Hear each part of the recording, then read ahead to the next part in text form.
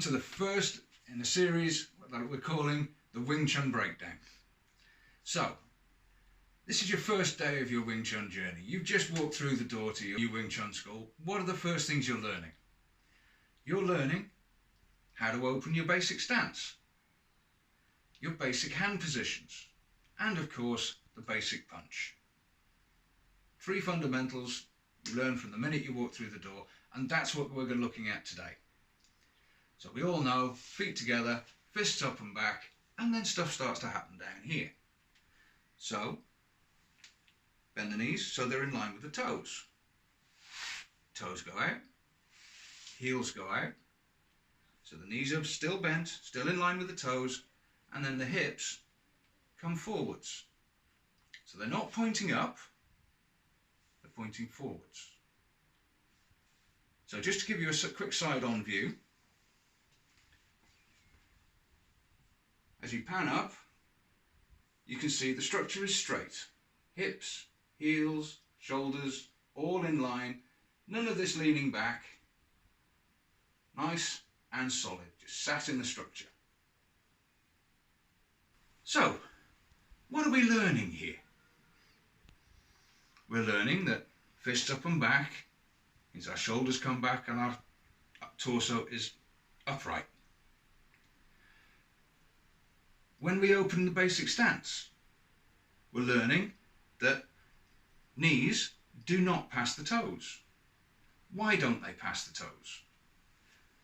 So if we look at how the leg works, when I move my leg forward and the knee is in line with the toe, my structure is solid. The minute my knee passes my toe, I am overbalanced and in danger of headbutting the wall. So it's teaching us about balance. When we open the stance, toes out, heels out. Again, the knees coming in towards the centre is teaching us to defend the centre line below the waist. Nobody likes a kick here. It also teaches us hips forward. Keeps our structure straight and strong. It also means that when we squeeze, as we should, we're activating the quads, the hips, the core section, even the calves, all strengthening the structure. So we're actually using this as a dynamic tension exercise. We're not just sitting in it like a sack of potatoes, it's an active structure. Fists up and back, all of a sudden, we've got a very solid base. And from here, we learn our basic hand positions. Left hand forward, mansau, leading hand, asking hand, call it what you will. Rear hand, I'll just take a side view. Mansau, guarding hand. What are we learning here? What is this for? This is teaching us the basics of centerline theory. Everything comes down the centre. Our hands go down the centre. Strikes may be coming in from all kinds of angles. We'll cover those in later videos. But these are the fundamental principles, centerline theory. We defend our centre, we strike our opponent's centre. What else is it teaching us? Teaching us to keep our elbows in. It guards our ribs. It means we can defend our abdomen. It also means we can defend our face. Don't know about you, I'm ugly enough, I don't want to get clobbered again. So it teaches us about distance and the shortest path, which is another fundamental basic principle of Wing Chun. So, right from the off, this is why we do this. It trains the legs. It trains the core. It teaches us elbows in to protect ourselves. It teaches us about centerline theory. All of this going on in one simple stance. And from here we learn about the basic punch. As it's generally demonstrated, into the centre, punch comes out and drives.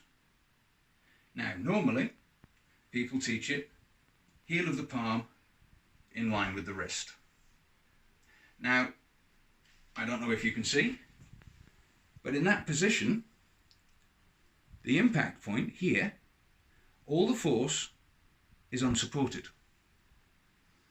So what we need when we punch is to correct that.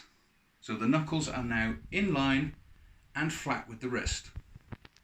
Now the structure is fully supported. The wrist is supporting the fist, the wrist is supported by the elbow is supported by the shoulder and your structure in general. This way you're not going to damage your wrist.